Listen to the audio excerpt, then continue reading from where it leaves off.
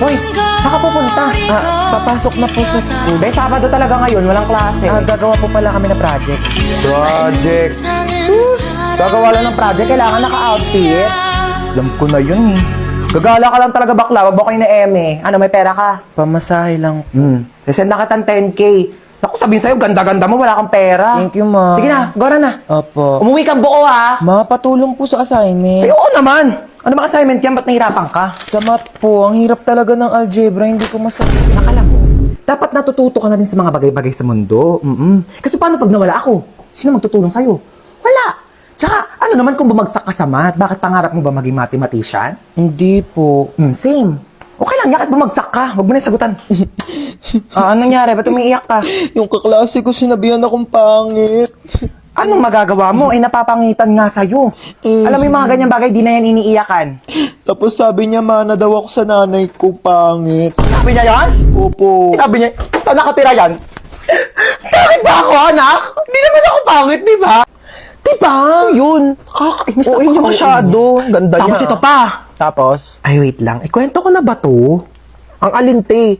Sabihin mo na. Pabiting ka pa eh. Bukas na. Bukas ko na lang ito ikwento. Te, ngayon mo na sabihin habang magka-video call pa tayo. Bukas na. Maganda to ikwento personal. Te, tuloy mo na isasabihin mo. Para namang ano to, oh. Sabihin mo na. Dali Sige na, sige na. Bukas ko na ito ikwento. Ay, Mga ano love you, yun? see you.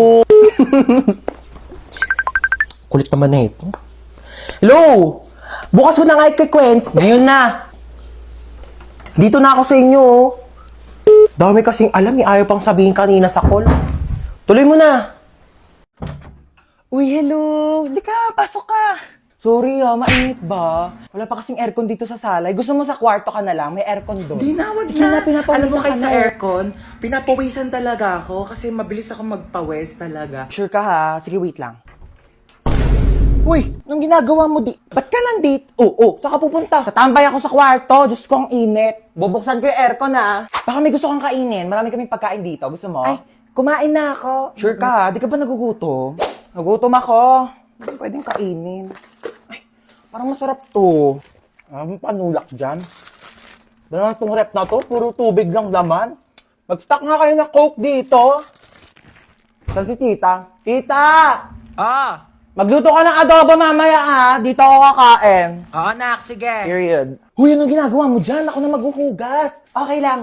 Okay lang. Favorite ko kasi maghugas ng plato sa amin. Sure ka Kaya, ba? okay lang sa akin maghugas ng plato dito. Ano ka ba? Walang problema. Sige, Sige, na ako sige. na bahala. Huy, wag ka na maghugas dyan. Nakakahiya naman. Nakakahiya talaga pag pinaghugas mo ko. Bisita ako dito, no? Ay, wawa. Bisita ka pa talaga sa lagay na yan. Kulang na nga lang. Patirahin ka na dito ni mama. Tsaka ampunin ka na eh. Sabi nga dyan, maghugas ako. Kaso pala, ang liit lang ng kama ko. Baka di tayo magkasya dito. Ano ka ba? Okay lang. Dito na lang ako sa sahig. Sure ka ba? At maglatag ka na lang ng kumot tsaka unan. Wag mo na ako bigyan ng kumot tsaka unan. Sure okay ka, lang ha? ako. Sanay ako natutulog Sige. ng ganito sa sahig. Good night. Oo. Sige na. Good night. Oo. Ay, wow naman. Ang sarap ng higa niya. Nakatodo pa yung aircon. Sobrang lamig. Pwede po ba akong makitulog sa kwarto ko? Go lang, be. Diyan oh, ang daming space sa sahig. Diyan ka na matulog. Ayoko sa sahig. Ang tigas-tigas kaya ng sahig. Tabi na lang tayo, magsiksikan tayo. Masikip dito sa kama. Tsaka ayoko nang may katabi. Ayaw mo ng katabi. Eh di dito ka sa sahig. Mama! Ano? Charan! Aso! Paano yung mga taihi niya? Sino maglilinis? Ako pa? Brick mo nga, di mo malabhan. Grabe siya. Ako nga bahala, ako maglilinis. Dali, try mo siya hawak, ano? Ayoko. Arte, Sige na, magbibihis muna ako, Una, kaya. Okay na, tapos na ako magbihis. Una, kaya. Ano ginagawa mo sa aso? Bakit? Bawal ba? Sabi mo ayaw mo. Kumuha ng pera dito sa wallet ko. Bumili ka ng lechon manok, ha? Sige po. Ananingo ko. Nakabili na ako ng lechon manok. Sige, lagay mo dun sa lamesa. Sige. Yes, kakain na ako. Hoy, ano kakain ka na? Kakain ako lechon manok. Ulam yan ng aso, hindi yan sa'yo. Ha? Meron dyan tuyo, merong dilis, yan yung ulamin mo. Bakit mas masarap yung ulam ng aso? Bakit marunong ba yung maglinis ng bahay? Marunong ba yung maghugas ng plato? Marunong ba yung maglaban ng damit? Eh, malamang hindi. Aso lang to eh. Siyempre marunong to tumahol. Bakit? Marunong din naman ako tumahol ah. Ano? Sige, hati na kinaaso sa lechon manok. Oo. Ay, ngayon na pala i-announce si mananalo sa pinapanood ko kahapon. So ngayon i-announce na nga natin kung sino nga ba talaga ang nanalo sa paligsahan na ito dahil napakarami talaga nag-aabang at napakaraming sumusuporta. At ngayon ay sasabihin na natin kung sino ang nanalo. Sino? Ay Sino? Ang nanalo.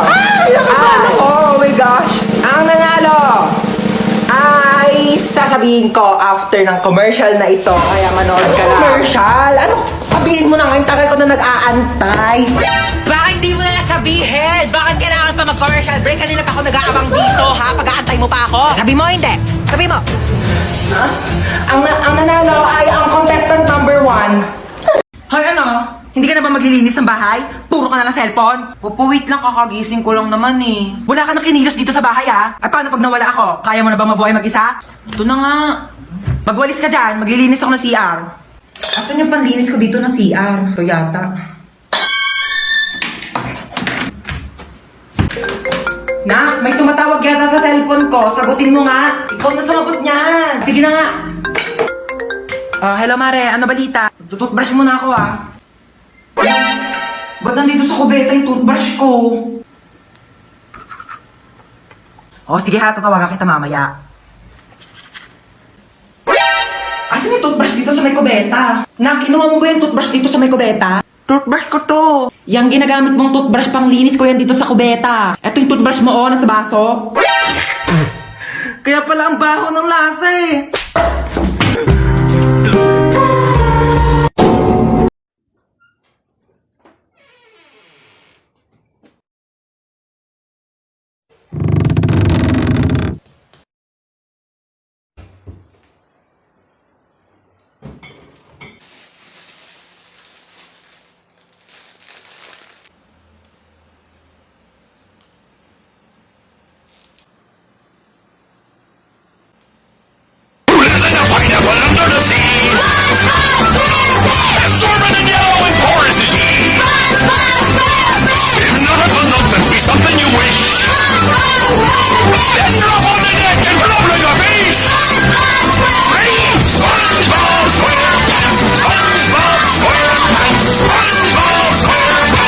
Hello, 1% na lang.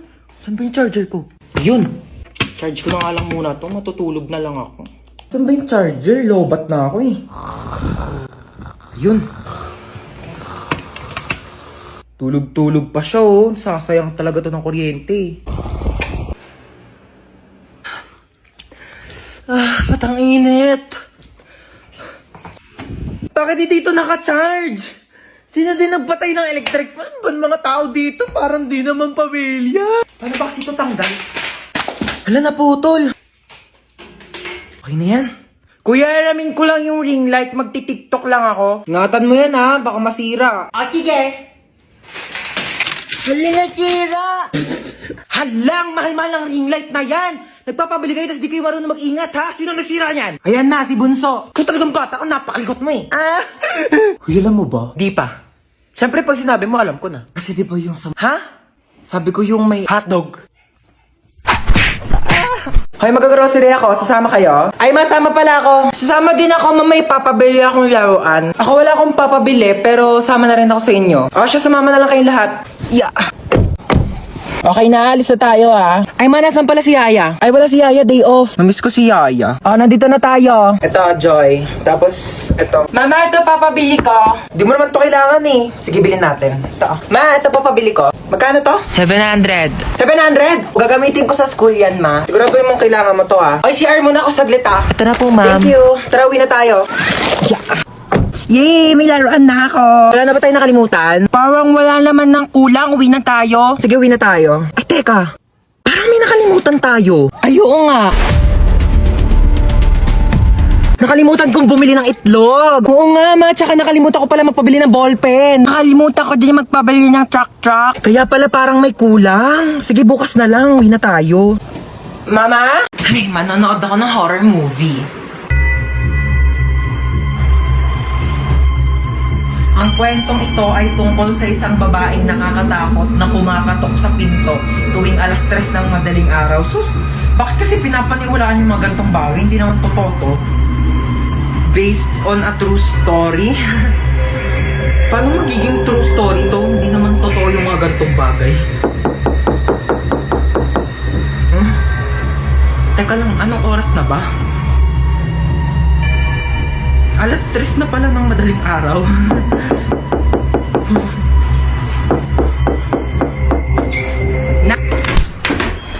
Alam mo, Manghihiram lang sana ako ng charger.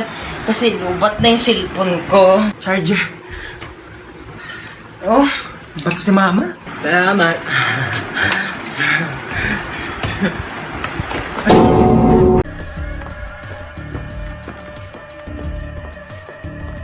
Aray ko, te,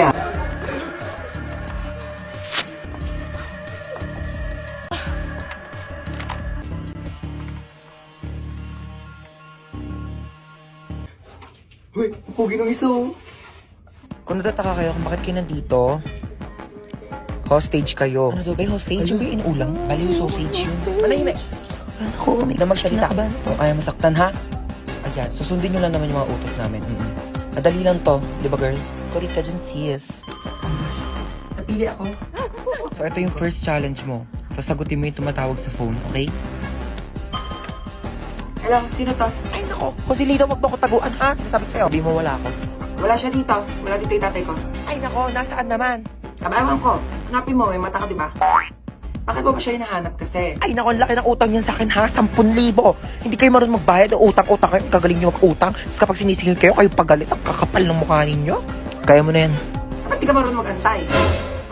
Nagpapautang ka. Ang galing-galing mo magpautang. Tapos hindi ka marunong mag-antay ng magbabayad sa'yo. Kailan ba yan inutang sa'yo ni ng tatay ko, ha? Ay, naku, sabi mag-uutang daw siya 10,000, babayaran niya pagkatapos ng isang buwan. Ilang buwan na ba ngayon? Ay, naku, pang-4 na buwan na. Oo, 4 na buwan na pala eh. Sabi isang buwan pa yan babayaran sa'yo, pang-4 na buwan na. Ako kasi huwag ka magpapautang kung di ka magaling maningil, ha? Ako, kasalanan mo yan eh, kaya di ka mabayaran eh. Huwag ka magpapautang next time, ha? Sige na, bye.